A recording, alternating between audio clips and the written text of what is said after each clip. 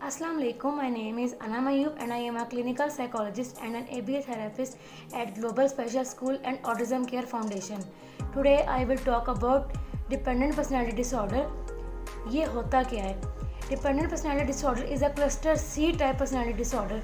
Cluster C type वो होते हैं जिसकी टू बेसिकली सिम्टम्स या क्राइटेरिया हैं, वो हैं fearful और anxious. आप बहुत बेचैन और मुस्तरिब होते हैं और आप डिपेंड करते हैं दूसरों पे। और ये डिपेंडेंट पर्सनैलिटी डिसऑर्डर नाम से ही जाहिर है कि इसमें आप अपनी फिज़िकल और इमोशनल नीड्स के लिए दूसरों पर डिपेंड करते हैं। क्लिंगी बिहेवियर शो करते हैं, लाइक अ पैरासाइट। आप खुद से अपने कोई फैसले नहीं ले सकते, आप अपनी इमोशनल और फिज़िकल नीड्स के लिए दूसरों पर डिपेंड करते हैं। Basically it's a pervasive pattern of psychological dependence on other. ठीक है, और इसके सिम्टम्स क्या हैं? Avoidance of decision making. आप खुद से अपना कोई डिसीजन नहीं ले सकते। आपको लगता है कि आप में इतना कॉन्फिडेंस ही नहीं है, आपको कोई ऐसा समझते हैं कि आप खुद किसी काबिल नहीं है और आप दूसरे पर डिपेंड करना है अपने डिसीजन के लिए। खुद से आप डिसीजन नहीं ले सकते। सेकेंडली, आप अपने मेजर एरियाज़ ऑफ लाइफ जो से हैं उसमें आप खुद को रिस्पॉन्सिबिलिटी शो नहीं करते, दूसरों पर डिपेंड करते हैं आपके वो आपके मेजर एरियाज़ ऑफ लाइफ में रोल प्ले करें। और जिन पे आप डिपेंड करते हैं उनकी खुशी के लिए आप कुछ भी करना चाहेंगे कि मतलब हम इन पे डिपेंड करते हैं, हमें सपोर्ट करते हैं, ये हमारे साथ होते हैं, तो हमने इनको नाराज़ नहीं करना, हमने इनके साथ ही रहना है और इनकी हमने हर बात माननी है। फोर्थली, हम जो भी डिपेंडेंट पर्सनैलिटी डिसऑर्डर का पेशेंट होगा या क्लाइंट होगा, वो डिसएग्रीमेंट शो नहीं करेगा किसी के साथ भी जिस पे वो डिपेंड करता है। वो उसकी किसी भी बात पे डिसएग्रीमेंट शो नहीं करेगा। क्यों? क्योंकि उससे होगा कि ये हमें सपोर्ट करते हैं। डिफ़िकल्टी एक्सप्रेसिंग डिसएग्रीमेंट शो नहीं करेंगे। क्यों?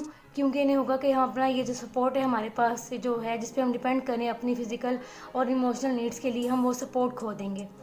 और फिफ्थली, ये अपना कोई भी काम या कोई भी टास्क, कोई भी प्रोजेक्ट खुद शुरू नहीं कर सकते क्योंकि इनमें सेल्फ़ कॉन्फिडेंस की बहुत कमी होती है। बेसिकली पेसिमिस्टिक होते हैं, इन्हें लगता है कि कुछ भी बुरा हो जाएगा इनके साथ, worst can happen with them. So ये सब इसकी डिपेंडेंट पर्सनैलिटी डिसऑर्डर की सिम्टम्स कह लें हम, सिम्टम्स हैं। अब हम देखेंगे रिस्क फैक्टर्स क्या होते हैं। बेसिकली रिस्क फैक्टर्स जेनेटिक भी हो सकते हैं, आपके पेरेंट का निगलेक्ट भी हो सकता है, अब्यूसिव रिलेशनशिप्स भी हो सकते हैं। तो हम वन बाय वन इनको डिस्कस करते हैं। अब हम डिपेंडेंट पर्सनैलिटी डिसऑर्डर के कॉजेज डिस्कस करेंगे, जिसमें आता है अब्यूसिव रिलेशनशिप्स। अब्यूसिव रिलेशनशिप्स में क्या हो जाएगा? निगलेक्टेंस पेरेंट्स की, या वो ओवर प्रोटेक्टिव पेरेंट्स हैं या स्ट्रिक्ट पेरेंट्स हैं, तो ज़ाहिर बात है ये चीज़ें प्ले करेंगी। सेकेंडली, कोई चाइल्डहुड एक्सपीरियंस बच्चे का, जिसमें आ सकती है बच्चे की कोई लॉन्ग टर्म इलनेस जिसने बच्चे को बहुत ज़्यादा अफेक्ट किया हो और पेरेंट की निगलेक्ट भी हो बीच में और अब्यूज़ भी हुआ हो बच्चे के साथ ही, वो इमोशनल अब्यूज़ कह लें, फिज़िकल अब्यूज़ कह लें, कुछ भी। थर्डली आएगा जेनेटिक्स रोल प्ले करती हैं, तो ये इसके कॉजेज़ हैं डिपेंडेंट पर्सनैलिटी डिसऑर्डर के। अब हम रिस्क फैक्टर डिस्कस करेंगे। जिन भी पेरेंट्स में कोई भी पर्सनैलिटी डिसऑर्डर होगा या एंग्जाइटी डिसऑर्डर होगा, तो उनके बच्चों में ज़्यादा चांस है कि वो रिस्क फैक्टर बने आपके बच्चों में पास होने का।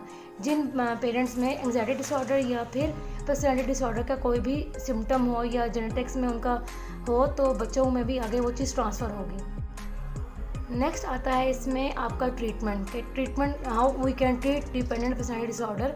Basically psychotherapy plays the main role in treating dependent personality disorder. It's basically a talk therapy and CBT also plays the main role. Thirdly आएगा ग्रुप थेरेपी, उसकी आउटकम ज़्यादा अच्छी होती है ग्रुप थेरेपी की। Thank you so much.